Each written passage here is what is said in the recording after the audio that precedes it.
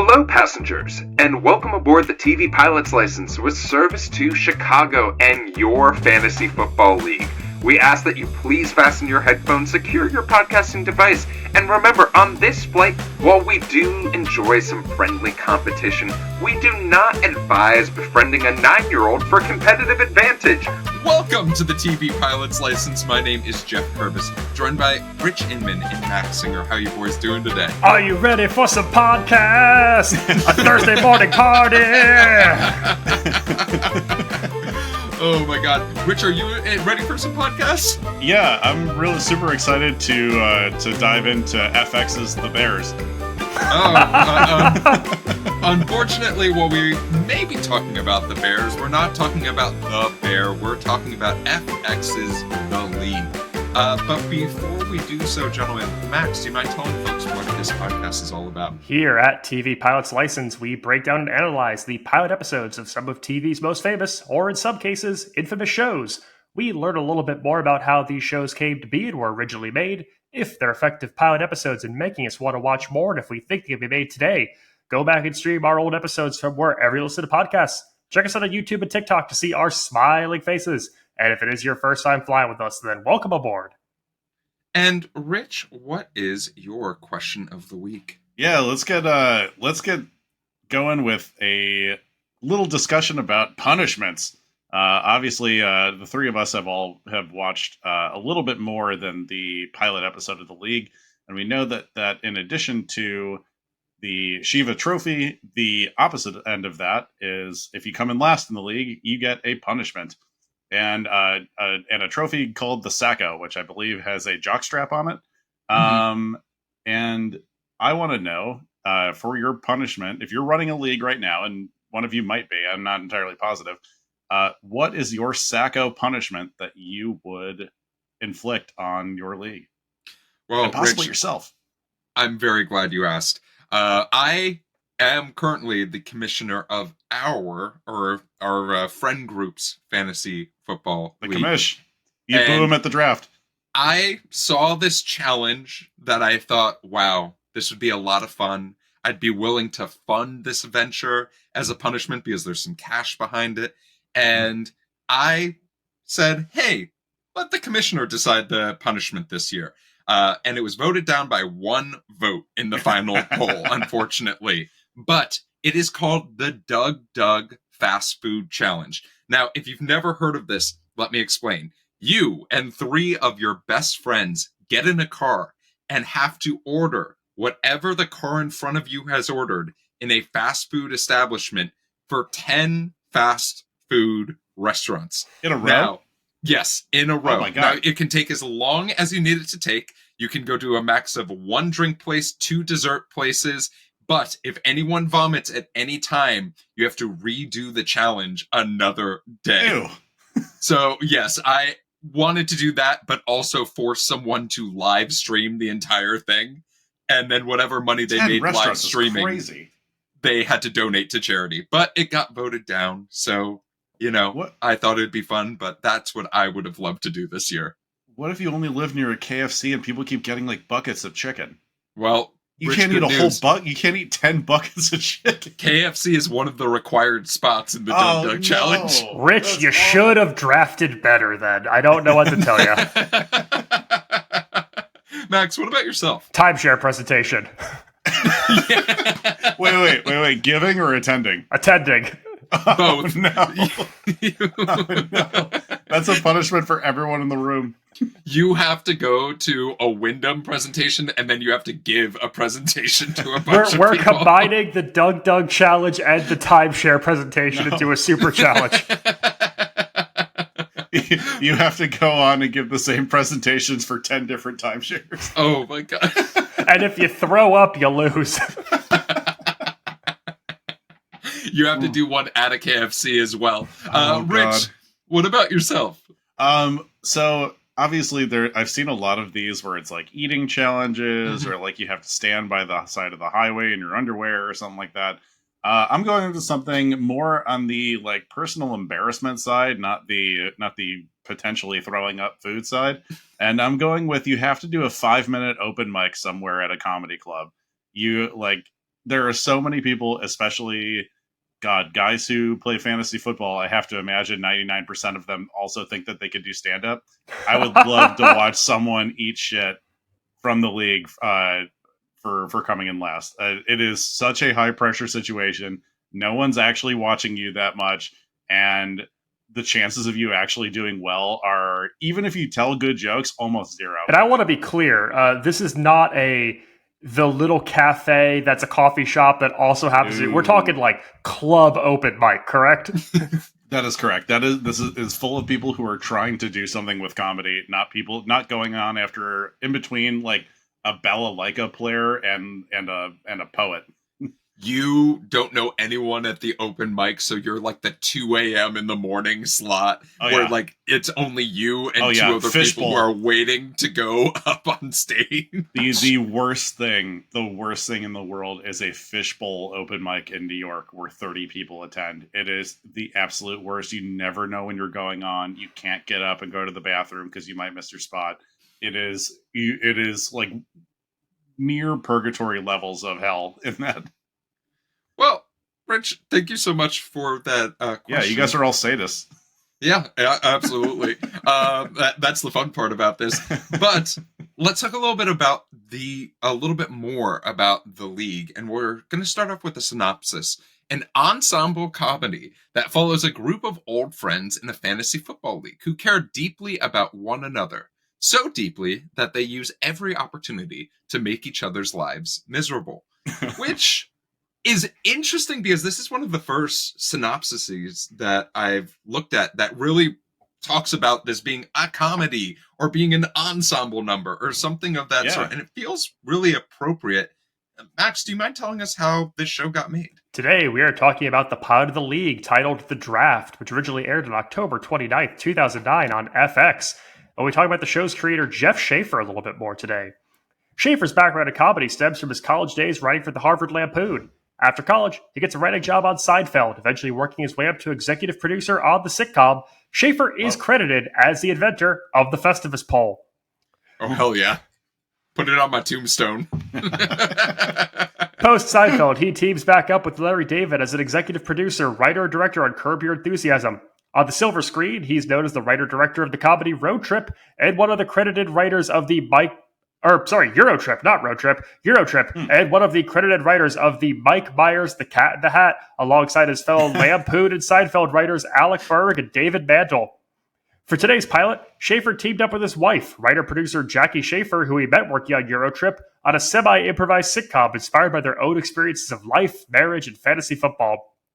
As the Schaefers tell it, the two were on a Christmas ski trip in the French Alps while Jeff was at the championship game for two different fantasy football leagues.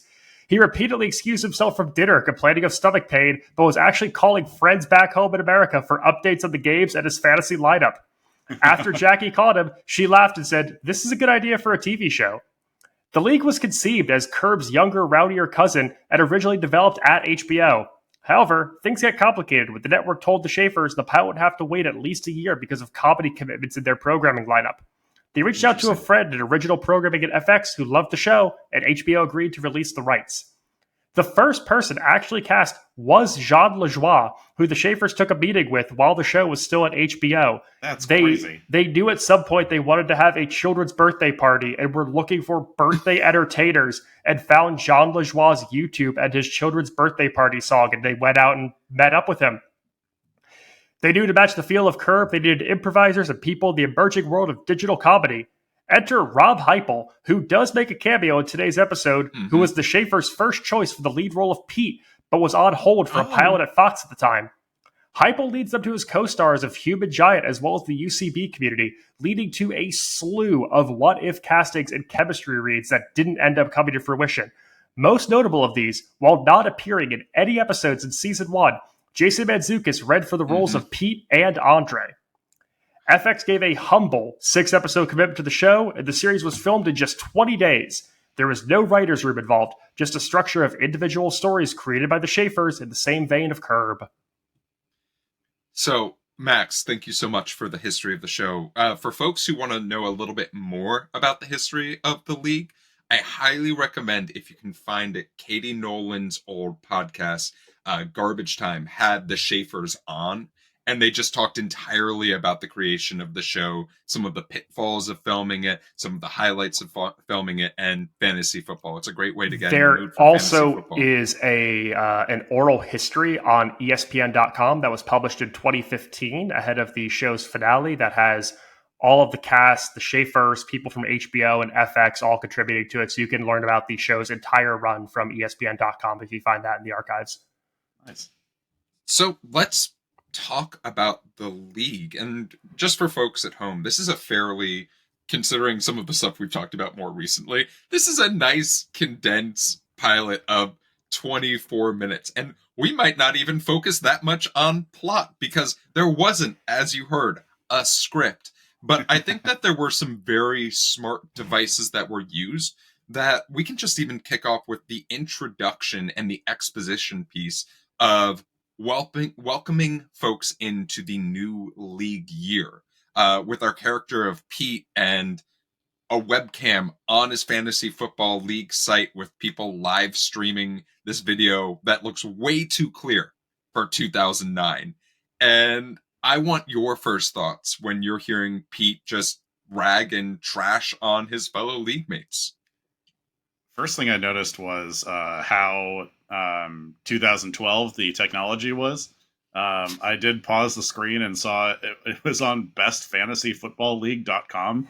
That was a using what could possibly be like an early 2000s webcam situation for it. First thing that you get right off the bat is the high emotional stakes of the league, that these people are close friends, but they will just like constantly shit on each other. And I will say there's a lot of people in the league or like revolving around the league that it seems like they don't actually like at all. And they're just like, they're keeping him in there just to have a certain number of people in the league, which I can't personally relate to with fantasy football that I've done or fantasy sports that I've done. But I mean, it's the stakes are extremely high right off the bat for this league. You can tell. The late aughts tech is a trip in the show. Right. From using a webcam as a narrative storytelling device. I'm pretty sure one of the characters has a Motorola Pebble as their cell phone at one point that we see. We've got some JVC handycams for filming a child's birthday party later in this. The league is such a blast from the past, especially when you think about let's talk just even fantasy football. The way that we draft on cell phones, the way that everything is so streamlined through web platforms like ESPN and Yahoo now, and it feels ancient and archaic the way that the league makes this now simple and streamlined process work. As far as narrative development, though, you are going to hit every single member of your ensemble, the one-liner. We're going to get a visual and one line that kind of just tells you who they are. They are all crass. They are all, fart, weed, and dick jokes. And we're going to go around the horde, and we're going to meet 5 straight white men as the leads of our progressive comedy, because it is 2009. Yeah, it very much is, we have Pete, our protagonist, for the most part, and driving this story. We have Ruxin, who is played by Nick Kroll. We have Andre, who is this wealthy, well-to-do man that it seems like, Rich, as you mentioned, is just being kept around to keep league numbers at a nice place. That's played by Paul Scheer. And then we have Kevin as well, who is our league manager, but maybe co-managing this team with his wife, Jenny. But one of the things that I think is very noticeable at the start of this pilot, and Max, you have a note here, and I think it's worthy of talking about, is how the introduction sort of plays around with the role of wives and their relation to the league. Because, yes, this pilot came out in 2009.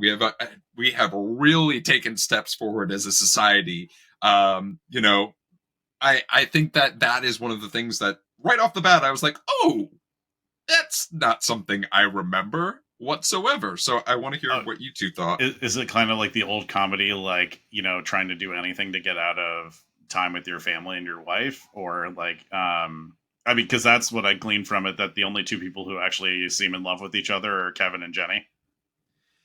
It very much seems like that. There seems Mhm. like there's this idea of family being a hassle more than actually being something that is a privilege of having around you. Right. Max, what were you thinking?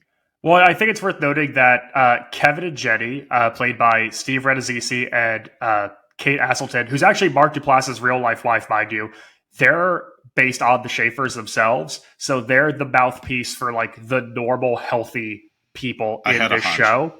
The other woman we meet is Megan, not Megan, Megan, very Megan. important distinction, played by Mhm. Leslie Bibb, Carly Bobby herself from Talladega Nights, who just hates fantasy football, wants nothing to do with it. It's just the joke of women don't get fantasy football. Ha ha ha. If you're watching the show, you would think that women being allowed to play fantasy football was something that came up during the Obama years because they are just so adamantly against their husbands playing this game. There's multiple jokes of Steve Rannazzisi hiding out in the bathrooms. It's the only time that he could talk to his friends. It is just such a guy-centric view of the world. Yeah, I feel like there is a overall like there's an unabashed love and passion for fantasy sports, but also like a very clear like kind of like embarrassment of it, of like that you're doing it.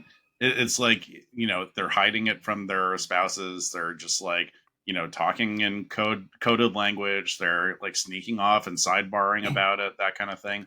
And like maybe this is us watching this with, now 15-year-old goggles on, but you know, this is it's fantasy sports has become extremely unisex. It's universal now. So many people play it, and for so many different reasons, for money, for fun, etc. Because they love the nerdiness of it. But it feels very taboo the way that they showcase fantasy sports here. I'm going to be an improv dork for a moment, though, and if you think about all of the UCB people who are in the show, let's make the premise of this show, this episode, that the game is that fantasy sports is this like dark taboo thing you're trying to hide, and everything they do is mapping and layering onto that, and it's projecting this idea of it's a kink, it's taboo, it's dark, it's a thing you can't talk about. And if we play it from that angle, everything they do is so heightened and it's so wild, and it plays it right. It's just that where we're starting from feels like an odd jumping off point.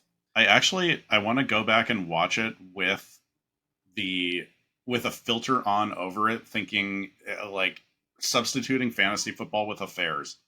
It feels like, because it really does feel like the way that they talk about it is like, yeah, we're all cheating on our wives together. Like that is the underlying feel of it. So, Rich, it's interesting that you said it, that you want to watch it back like that, because one of the ways that I watched it back, knowing a little bit about the history of the show, a little bit about the Schaefers as well, was watching each scene as if it was a separate scene that happened to loosely connect with the scene prior to it. Like there's very small strings rather than woven plot together. And from that perspective, we sort of go from this introduction to that bathroom scene that you were talking about to we have this birthday party, right? We have this gigantic birthday party it's a 5-year birthday. It sounds like the Schaefers literally casted their first actor in this show based off of, we want to have one scene where it's a birthday party and we sing this single song, but a lot seems to happen here. And I think the scene does such a good job of showing what the highs of this show could be, while also showing what the lows of this show could be as well. What the league put into perspective for me so clear is that we need to stop complaining about people who get big on TikTok getting cast in major productions now, because Jon Lajoie was a massively successful YouTube comedian who made videos that got millions of hits called Show Me Your Genitals, and like characters named, I mean, just like it's insane. It's insane that we complain about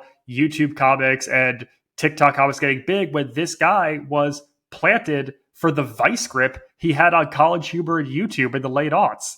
And not to shit on anything that he has accomplished. Or, no, I'm obsessed with him. Like that. Yeah, not to shit on anything like that.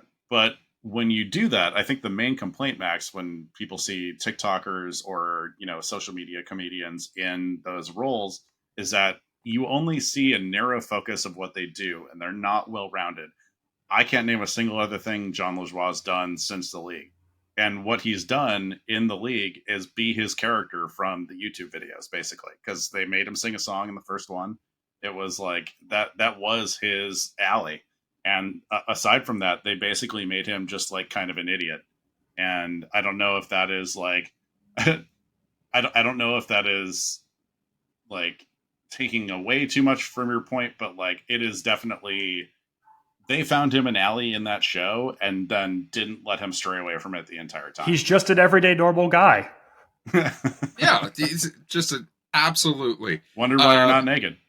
I mean, I sort of talked about some of the idea of highlights and lowlights. Like one of the things that I thought was great on face value was like seeing the amount of care that was put into figuring out drafting order for the league. That is a scene that I remembered was in the trailer for this show. When they were first advertising, like, yeah, we're going to have a fantasy football show. They showed that, and I was like, that is something I'm interested in. The heightened comedy version of what I do with my friends.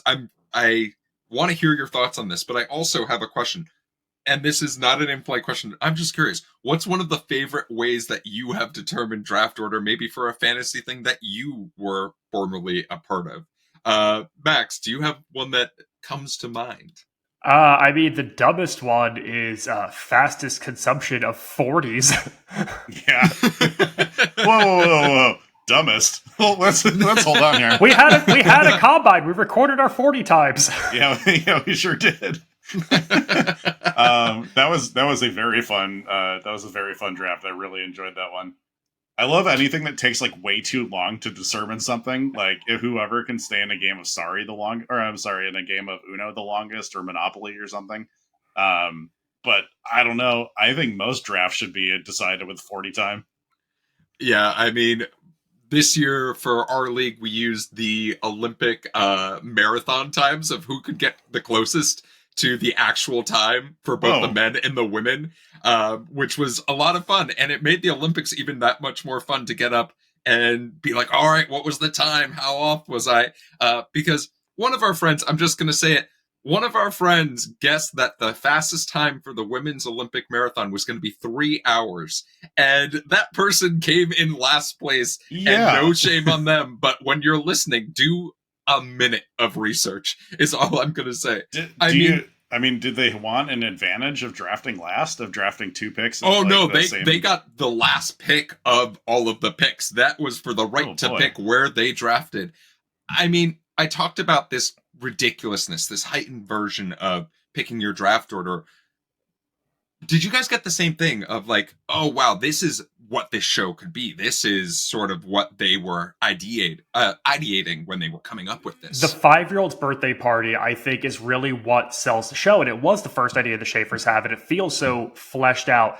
It is, we are going to gamble on our children.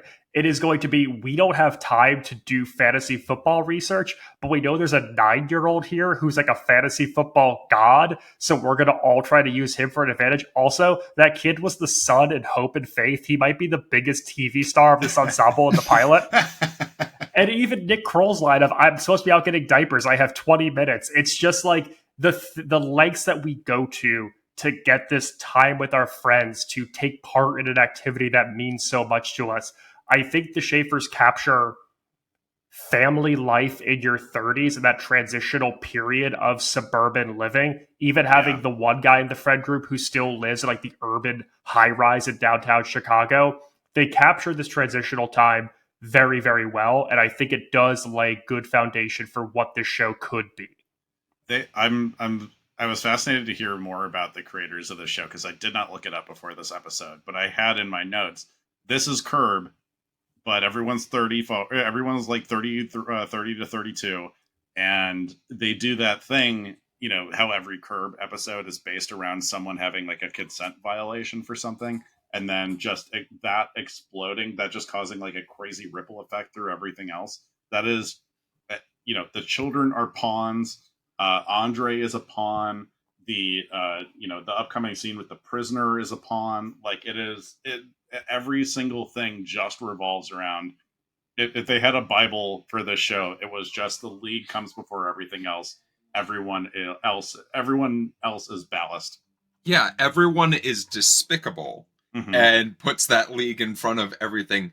And I think with those highs, there comes the low of like the introduction of the concept of the Shiva trophy and how they talk about that. And that sort of has aged in a way that I would say we all are sort of like, like another one. And we'll talk about, wait a minute moments are like the scene where they are talking about a man's fertility and like how he may or may not be able to get his wife pregnant. And there's just these moments where you're like, oh wow, that was really funny, and you're like, oh fuck, like I don't want this now. Like I just had such a good time with you. Like don't fuck it up. I do miss this era of not necessarily like white people taking pot shots at people of other nationalities and stuff like that. That feels pretty awful. But like the ability to rag on each other for things that are taboo is kind of lost now in comedy, and you have to find you kind of have to find that way back in. I think that I do miss that a little bit, in the sense that like it feels like people are pretty worried about what they can and can't joke about at this point, and this isn't like a cancel culture thing. It's just like I think we had an overcorrection, and we will end up going back to like friends being ruthless with each other, because I think that's what really makes for good comedy in an ensemble. Yeah, continuing on that, I think the league coming out in late 2009 is such a tricky time for it, because it's like right as we're going to shift into this real niceness and like optimistic type of comedy, and we kind of get away from some of the cruelty and just the meanness in comedy. And I agree with you, Rich. I do think that sitcoms need to get a little bit more teeth back. I think that there are a few that do a good job of it, but overall, a lot of it's kind of lost its bite. But I think that the league comes out as we're shifting into this period where everything was bright-eyed and optimistic and hopeful. And this is a show that is malicious and punches down and is aggressive in its humor. And it's an odd shift, especially considering how many people from this show made the leap into that other realm so flawless. Yeah, I also did not know, this is the first time I watched the show, probably since we all collectively watched it together in college. Yeah. And the fact that like, I did not realize at the time that it was all improvised, because I wasn't watching Curb at this point. I took way too long to get into Curb. It's probably the least Jewish thing about me. And it just felt like, oh, this is what we were supposed to be doing. This is what improvisers talk to each other like anyways. I don't think this is a huge stretch. Like Maxie mentioned Jason Mantzoukas doing chemistry reads with people and stuff like that. Like I expect this from Jason Mantzoukas. This is like, and he's also like a terribly, terribly sweet guy and like a huge Harry Potter nerd and stuff like that in real life. But in his character, in his improv, he's going to be cutting. He is going to be like finding the one thing that you shouldn't joke about you, and then just diving in on it. But that's what makes Mark Duplass and Kate Aselton such interesting parts of this ensemble, because while they come from improv backgrounds, they come from this like indie mumblecore film world of things like The Puffy Chair and these small art house films where they are semi-improvised, but they're played very straight man, and they're very direct. And I remember there's a quote from Nick Kroll talking about chem reads where he was like, I read across from Mark Duplass and I kept throwing all these big bombastic UCB human giant kind of game moves at him, and he played everything so straight. Like I couldn't get anything past him because he played everything so real. And I think that having someone like that who plays the straight man, who could play it mild-mannered, but plays it intelligent and listens and keeps scenes moving, allows the other people to be so despicable and to do these huge moves. You can't have everyone be a wackadoo. You need a couple of people who are funny and weird, but can say yes and then move the scene and kind of let the other people carry the heavier load. Yeah. It's one of my favorite things that when we were in college and I took a screenwriting course, you have to have that person who's your reality, who the audience can see themselves even a little bit through. Right. And they do such a good job of having the two of them be one, the male perspective, and one, possibly the female perspective in how to view all of these idiots. And talking about like these bombastic human beings and this ridiculousness, there's two other larger scenes in this show. There's a lot of like little baby plots, but there's one that I think is such a great scene, and that is seeing Ruxin and seeing Kevin do their jobs, but letting fantasy football intervene in their jobs when they're doing a plea deal. And I have this as like, this is my favorite moment in this entire pilot. I think this is when you have two improvisers just going at it with, I know what the end goal of the scene is, but I'm going to have so much fun playing against the other person and just being despicable at the same time. I mean, Rich, what were you thinking? What I thought was the end of Arliss pilot, actually. You know, when everything's kind of slapstick and goofy up into the point where Arliss advises his client to basically throw an NFL game. And I'm like, oh, the pin's out of the grenade now. There is nothing that these people will not do. It's very Seinfeld, like we were mentioning. It is just like, no matter what you expect them to have a decorum for, it's going to be gone now. There is nothing that is sacred. Their marriage isn't sacred. Their relationships aren't sacred. Their family isn't sacred. Their job isn't sacred. So this is now going to be, I mean, it's Charlie Kelly saying the N-word. It is like, it is all, okay, we are hitting the ground. This is what we're doing. And it takes it outside of their bubble too, in contrast to the children's birthday party. Those are their friends, those are their neighbors, those are their own children, and it's contained into a little personal bubble. This is the real world, and I think, it heightens it to a point where every place on Earth is part of their game. Like, no human, no location is safe from the league. Absolutely. And, you know, it's just such a interesting way of showing how much and putting the value of how much they believe in this league or they prize winning.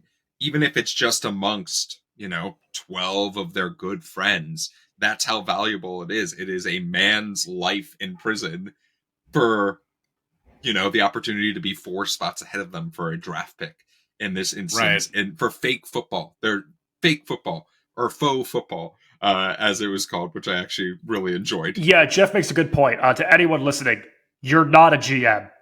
This is not real.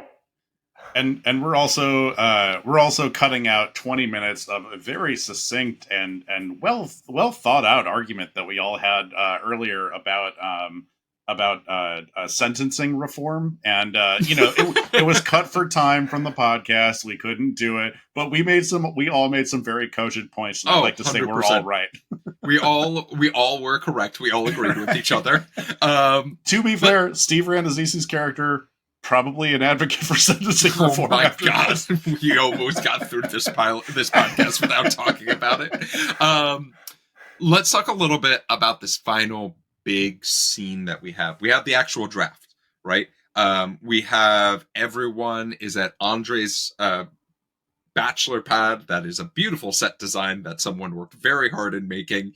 And we get to see these characters' true, mindset, their true drives shine in this. While Taco, it does not know what is happening at all and is only caring about sleeping with women. We have someone like Ruxin bringing in a 9-year-old ringer and having one of probably my least favorite plot storylines of this entire pilot. Oh, I thought this was so funny. But I guess from your guys' perspective on the scene, what were some of the highlights and lowlights of it? The league captures 2009 white guy fashion better than any piece of media. It is atrocious. There are so many different plaids mixed on top of each other. Actually, in honor of doing today's episode, I wore the most luxurious piece of formal wear that a straight man could own in 2009, a football jersey. Hey, I styled him. I styled him for that one. It's a lot of gray jeans with jerseys over them. They will not stray from this for the rest of the show. So if you are very sensitive to men's fashion, maybe steer away from this TV show in general. I mean, it's interesting because as far as a final scene to a pilot, it does do a good job of summing up what has happened and summing up a lot of the storylines that were introduced in the chaoticness of an unscripted pilot for the most part, right? We do make our landing of, everyone gets their players drafted.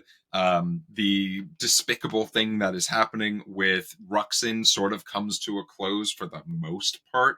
But at the end of it all, everyone is alive, having fun for the most part, and seems to be in good spirits as well when the pilot comes to a close. Yeah, and so to give some context, if you're going to name an episode The Draft, which you would have to make, the draft has to be in the first episode of a show about a fantasy football league. Like, it's actually very smart how they set this up, because the back half of the season always has to be about the playoffs, and the first half of the season starts with the draft. Like, every single time you get that regularity in there. It feels very sitcom-y in the sense that there's like going to be a formula. And Ruxin dealing with the 9-year-old dubbed the Oracle as his fantasy football ringer, and his father, played by, if we're talking improv legends, you got to talk about Matt Walsh of Veep fame and UCB fame. That back and forth between the two of them at their front doorstep when he goes to the Oracle's house. I'm just going to keep calling him 9-year-old the Oracle. And Matt Walsh, who plays his father, is standing there, and just is your son around? No, stay away from him. Oh, it's okay. We'll just hook up online.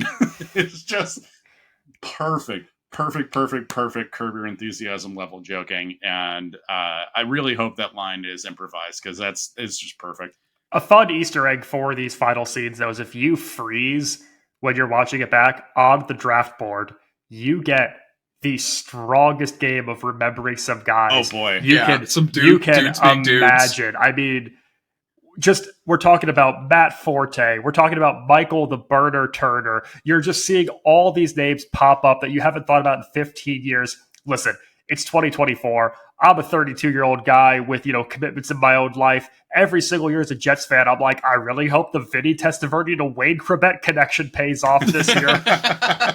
Also, side note, more NFL players should have regional cereals named for them. Growing up in the tri-state area in the late 90s, early 2000s, we had Flutie Flakes, which were the Doug Flutie knockoff Frosted Flakes, with all the proceeds going to charity, as well as Chrebet Crunch was the Wade Chrebet for-profit cereal. For-profit cereal is such a good Midwest emo band name. I mean, to give a nod to our podcasting overlords, the Kelsey brothers, they do have the Kelsey mix, which you can now buy in grocery stores. No, they're too famous. They're too famous. They're too famous. Do not eat the Kelsey mix. Did you see what it is? It's salmon flavored. No, it's all right. I think I'm waiting to see where this goes wrong for each of you, so I'm going to order this very, very particularly. It's Cinnamon Toast Crunch with Lucky Charms. Okay. And Reese's Puffs. Nope. All in the same bag. There you go. You can't go cinnamon and chocolate. I'm sorry. Rich is not. Or cinnamon and. You can go cinnamon and peanut butter. You can't go cinnamon and chocolate. Rich is not a mole fan. Do not send him mole recipes. moly doesn't taste like chocolate. I mean, that is sort of our pilot. I guess what were some things that you loved about this pilot that maybe we didn't talk about in more depth? I thought it was so goddamn funny the way they portray sex in this show. It is so. Oh my god! I think having this show be slated for HBO at first, and that I think HBO version of the League is one of like the greatest missteps. I think that would have been so much better than the FX version. But it is so goddamn funny how they portray sex in this show. It is the least realistic thing you could possibly imagine. Consent violations all over the place. No foreplay. It is truly upsetting how they do it. And I laughed the entire time that Duplass sex scene was hilarious. Max, what about yourself? I just being an improv nerd, I like that it builds to a point that you could only end it with, a metaphorical blackout. You have Nick Kroll getting chased out of the home by Matt Walsh for, taking his son and bringing him to a party downtown. You have the reveal of Mark Duplass breaking up with Leslie Bibb. Also, everyone's just going by their comedian names except for Taco. And the reaction of, the mixed reactions of all the friends. It's like everything ends on such a heightened point from where they started that you're automatically pushed into what happens next territory. Yeah, and as far as myself goes, like you heard me say it, there are some really high highs with this show. Like there are moments. I talked about the scene where we have two lawyers negotiating a prisoner sentence over draft picks. Like, right? When they actually, I think one of the most interesting parts of the show is when they actually talk about football. It's some of the most boring parts of this show. When they are talking about the everything around it, it's great. If it's a workplace comedy, that's work. Yeah, exactly. Yeah. The work is the actual football that's going around. Like when think about like that party with the draft, right? They are sitting amongst a group of people having a great time at a party, and they're being a bunch of dorks drafting while there's like a lot of other things to do. And it puts it in such good perspective of this is how important it is, but this is also how boring fantasy football can be. The purpose of fantasy football, spoiler alert to those who play, is so that you watch more football in your free time to see how the players that are on your fake team that you manage do. And I also think rooting against your own team because you have players from the other team. Exactly. And I think that that being one of these ultimate jokes that maybe they meant, maybe they didn't mean, really something that I very much enjoyed. What about wait a minute moments? What about things that caused you pause? Anything that is top of mind? Max, what are you thinking? This is one of those examples where it would be so easy to just talk about the punching down humor, and it would be so easy to talk about just the guy humor of 09. So listen, that's a given. I'm going to stay away from it. My wait a minute moment is the same thing that happened in Arliss, where we don't legally have the rights to use team logos and names. So people have to have generic jerseys with just a number and no name on the back of them. I think it's hilarious. They did the same thing in Arliss with the Dallas Cowboys when they introduced Jerry Jones. But when we see Cowboys footage, it's just a navy jersey and a silver helmet with no decals or logos. They do the same thing here with a bright blue number 18, I would assume Indianapolis Colts jersey. It's just very funny to me when we have to assume these things. Didn't they say his name? They said it was Peyton Manning they jersey? say Peyton Manning, but like it's the same thing. They said Dallas Cowboys in Arliss, but they can't show the Dallas Cowboys. What's so funny is that the person who controls the trademark for the Dallas Cowboys was in the room. I don't know why they couldn't just ask for it. And I say that as someone who cannot legally confirm or deny whose jersey I am wearing, as there is no name on the back of it. He's number 13 for Miami, so he's Jazz Chisholm. So this is a Jazz Chisholm jersey. Ace Ventura.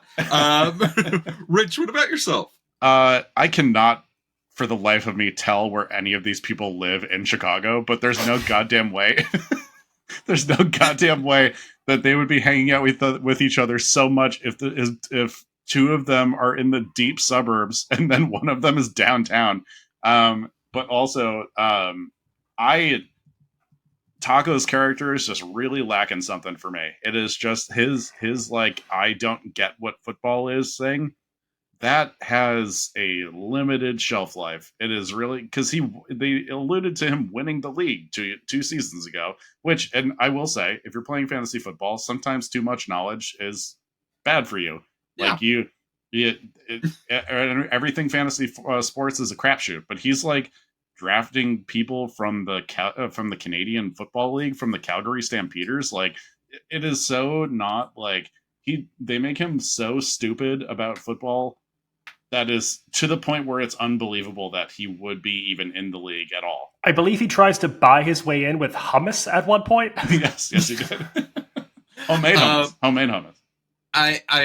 A couple things, right? One is, I think that as far as the show, Max, I think you put it perfectly. This is a show from 2009 that came from the person who made Eurotrip, which I feel like if we went back and watched, we'd also be like, wow, that was a movie that he knows Matt Damon. That's cool. Yeah, he probably, he knows Jenny. Not to mention, who doesn't know? I went back and watched the Mike Myers Cat in the Hat, and he uses a lot of gay slurs.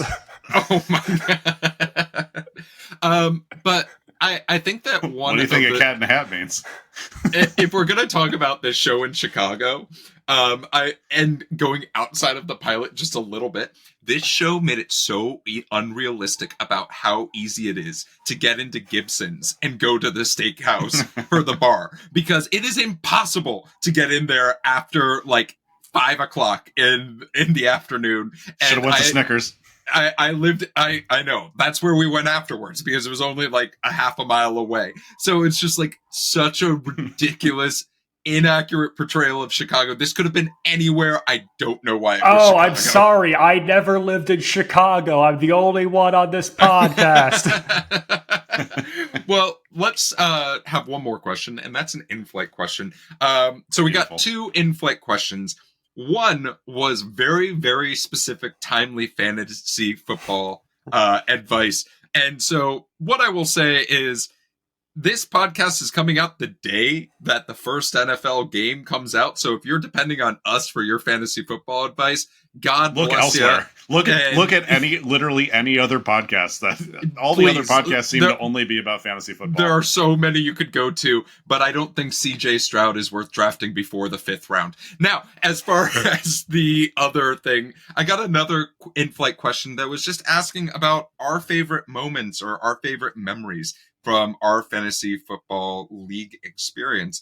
And I'll kick us off in that we literally had our draft last night for the league that we've been doing for almost 13 full years, which is absolutely abhorrent. It makes me feel so old, because then this league, they're like, oh yeah, this is our 5th year of the league. And I was like, we've almost tripled y'all in like the amount of time. And just being able to have friends who have come in, who may not even play, who are still in the chat rooms, some really happy about that, some not as happy about that, and then also having wives, girlfriends be able to participate, and just a lot of shit talking in some of my favorite memories. So yeah, fantasy football it is not about football, it's about the friends who you get to do it with sometimes. Rich, as the person who really helmed some of the chaos of our league, but also is not in it anymore, I'd love to hear your favorite fantasy football moments. I like to consider myself the Boris Johnson of this this fantasy football league, because I came in, I raised hell, and then I left as a conscientious objector. I personally loved what they're referring to is one extremely boring afternoon in 2013. When I was commissioner for the year, decided to make a list of my own rules and regulations for the league, some of which are still in place. And some of my favorite rules were like, I would go through and change everyone's scores based on like the theme of the week, which I would spin like a wheel for. And then, you had to draft a head coach. And if the head coach has a tie with the other team, you're minus 500 points for the week. To be I think these were met with mixed reactions, but ultimately they were funny, and that was and you can't put a price on that. You can't put a price on it. Max, what about yourself? I mean, the head coach's wins, loss, and ties rule has actually destroyed friendships in this group. Yes. And you know what? None with me. None Watching of the friendships with me. watching a Week 16 NFL game end in a tie that cost someone a shot at the playoffs will destroy a lifelong friendship. We've played with punters in this league before. Nice. It is absolute chaos. If Rich could have found a way to get ESPN to add mascots, he would have done it. Sure would have. Yeah, well, thank you so much for that in-flight question. We'll talk a little bit more about how to submit those at the end of the podcast. But let's talk a little bit about the history of this show. 7 seasons and 84 episodes, which Feels is like a lot. absolutely bonkers. You can find all of these seasons on DVD, but you can also find them anywhere. Basically, like it's on Hulu, it's on Netflix, it's on Amazon Prime, it's on Disney Plus. I mean, one of the things that I find so fun is not only are there some really large figureheads of the current landscape of comedy, but there are also a ton of cameos from athletes as well as journalists, fantasy football figures. Like this show has something for everyone, sort of thing. And that it was, as much as we talked about it as being like, oh, it's a little bit dated and a little bit weird. Like this was a thing. Like It was very popular. You wanted to have a cameo on this show, and it became almost like this competition to see if you could get a cameo on this show. One of the other interesting things that I read about was just the impact that this show had on fantasy football participation from people of ESPN, Yahoo Sports, all saw gigantic jumps in participation after the first season of this show. And everything from seeing the number of people that played fantasy football to the types of people that played fantasy football. So it did, do something. It drove up interest. Yeah, we had everybody. We had jocks, we had nerds, we had drama queens, people on the debate team. Everyone on earth started playing fantasy Everyone sports. From the Breakfast Club all had a fantasy football team. They saw us how they want to see us. As far as awards go, this show only has one award nomination. And it's the Sacco. Oh. And it was for a Young Artist Award that the person did not win. So, yeah, I would say that they did get the Sacco of award nominations. Wait, is it for the actress who plays the daughter? I think so. I think it is for the actress who plays the daughter. Yeah, she is hilarious. They do. I mean, it is very much like Will Ferrell and the Landlord sketch of like her actual participation in these things. But they write her to be absolutely hysterical. But yeah, that is the history of this show. Rich, it's time for your game of the week. Well, we're going from the history of the show to the history of fantasy sports in general. Oh. And I want to test your guys' trivia knowledge on if you could just some like little facts about how fantasy sports came to be at all. It originally started in like the mid 1900s with like IBM computers doing like simulation stuff, like board games with like dice and coin flipping and stuff like that. It was very like Dungeons and Dragons of like baseball, football, etc. But we're talking about how they had evolved to the actual like day-to-day games of it all. So the very first fantasy sports league, which was started by Bill Wickenbach, a partial owner of the Oakland Raiders. And this is in like the early 60s. The Fantasy Sports League was for which sport? A, baseball. B, golf. C, stock car racing. D, football. I believe it's baseball. I'm going to say baseball as well. It is golf. The very first fantasy sports league that he started, essentially you go into a golf tournament picking like you pick a couple golfers. Whoever has the lowest combined score wins for that week. Straightforward. Yeah, it was followed almost immediately by baseball, and before this, that baseball was the premier focus for like the simulation games and stuff. Well, like there that. were baseball card games. There was Stratomatic in the Yes. 1960s, which was like a baseball trading card game. Yeah, it was like Pokemon for baseball, basically. It was like you had the cards go up against one another for stats. Rotisserie baseball is a variety of fantasy baseball that is a lot closer to the modern game that people play today. The creators of this league were baseball journalists in New York City. Now, true or false, it is called the rotisserie baseball. It is called rotisserie baseball because the stat collector would rotate every week.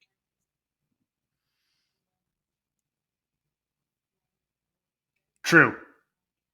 False. Fuck it. Geoff is right. It is false. It's called rotisserie baseball because they met to play the first game at the restaurant La Rotisserie Francaise in New York City. Wow. Oh, hell yeah. I can't believe that. I could not believe that was true. I was like, how on earth does rotisserie have nothing to do with the mechanics of the game? I want chicken now. Final Yeah. question. I'm going to Costco. La Rotisserie Costco. All right. Since the early days, fantasy sports exploded with the internet. Obviously, ESPN.com having a fantasy sports league as early as 1995. ESPN.com, not ESPN, the actual like TV show or TV channel. Eventually leading to where we are right now with daily fantasy sports, which is essentially a glorified version of prop betting. Yeah. There is only one state in the U.S. that has banned online fantasy sports. Can you name that state? It is A, Arkansas, B, Vermont, C, Hawaii, D, Montana. Montana. Why not Vermont? It is Montana. All right. I do not know why they specifically did it. Maybe they have like some anti-gambling sentiment there, which I'm particularly for. They do not, exhausted. because there are 24-hour Keno casinos attached to every single gas station. They are A-okay with gambling in Montana. Whoa. Okay. So my guess is that they pushed out the people who own those Keno casinos pushed out the people who because like there are slot machines, there is video poker and video Keno at every bar, restaurant, hotel, and gas station in Montana. Knowing a little bit about how hard it was to pass some of the digital sports books in certain states and how hard the push is for somewhere like Minnesota or Florida, where you have native people who own the rights to that industry, very, very difficult to come to agreements with the sports books to be able to get that done. So fascinating. That is, but online fantasy sports. It's not even like sportsbook betting. It's online still, fantasy. It's sports. still money that they're missing out on. You have to go to the gas station in Montana and tell them how many touchdowns Patrick Mahomes is going to get. Oh my God! Well, Rich, thank you so much for that game of the week. Let's end this podcast with two final questions for each of you, and that is based off of the pilot. In the pilot alone, would you go back and take a walk down memory lane and hear some dudes' names and watch some comedy of the league? And then secondly, do you think there's a space for something like this, an ensemble-esque comedy that, Rich, as you mentioned, we're missing that sort of era of comedy where there were hard-hitting jokes that were really going at people. So, we had Curb, but yeah, that's we did, vein. but that was really it, and that's over with. So I guess, Rich, let's kick us off. What are you thinking? I would give this another watch, just because, I mean, boy, did they pick well. They picked their horses well for the improv quality of the people that they cast in the show. And like everybody who's anybody in comedy ends up dropping in to do a character for this, very similar to Curb. So yeah, I would like to. I'm kind of more of like going down a rabbit hole of remembering some guys that were in improv comedy in 2009 during that explosion, rather than remembering some guys for football. And then, yeah, I would say we could keep going with a primarily improvised script of for a comedy show. Like I would like to watch more of that. I don't think that is something that is now dead with Curb. It is something that's proven its longevity. Max, what about you? I think for me, if we're just talking about the pilot alone, it's going to be a pass. The only character that I truly find likable in this is Katie Aselton as Jenny. I'm a 32-year-old guy trying to keep old friendships alive via fantasy football and finding time to hang out whatever increments I can. I don't need to watch it on TV. I live it in real life. See you tomorrow. In 2024, the league would be a downright dangerous and evil show because they would all be cripplingly addicted to online sports betting and daily fantasy football. This show would not be a comedy if they had access to the tools to bet on football that we do today. However, a show that is an ensemble, semi-improvised structure show could absolutely still be a hit today. And I think that much like this was meant to be the rowdy cousin to Curb, there's a new generation below the league that could fill that void as well. So I think that it absolutely could and should have a shot, just maybe not around fantasy football. Yeah.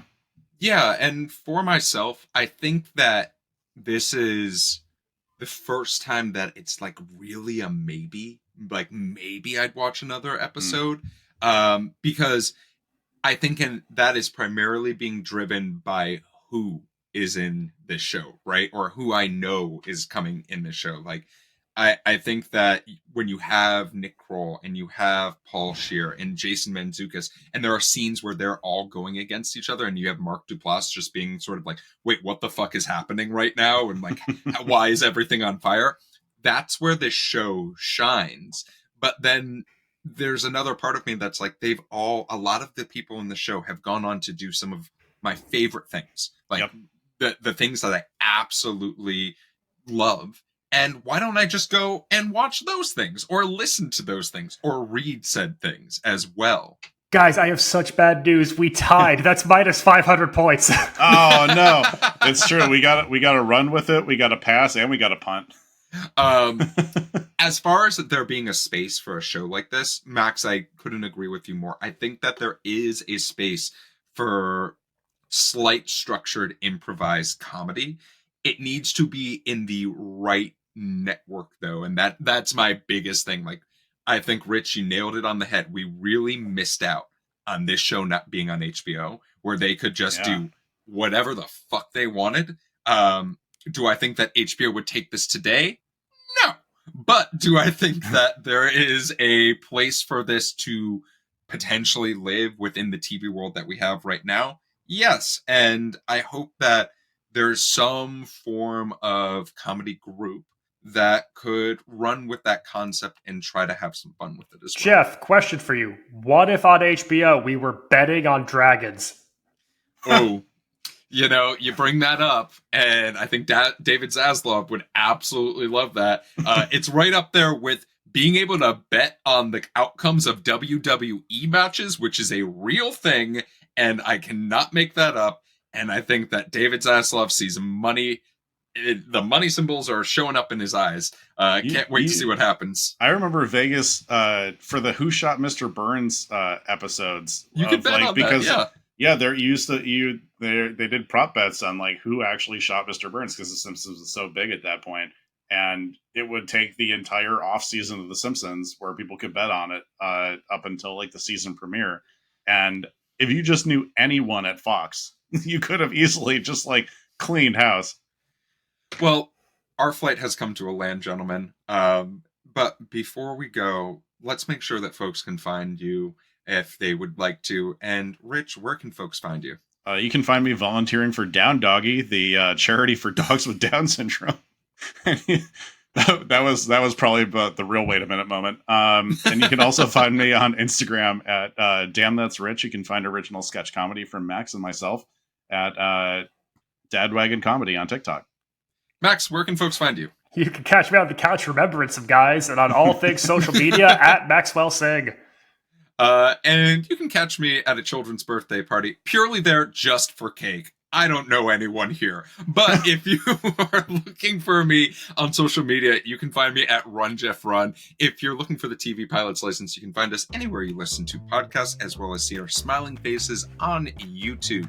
If you have a question about the show or for our next episode, you can shoot us an email at tvpilotslicense@gmail.com or give us a call at 213-290-1713. Make sure to watch out for some of our sneak previews of some of the shows that we have coming up. But with the plane landed and the seatbelt sign off, we look forward to flying the bright skies of the TV world with you again soon. And until then, good luck on your draft and have a fun one. Bear down, Chicago Bears.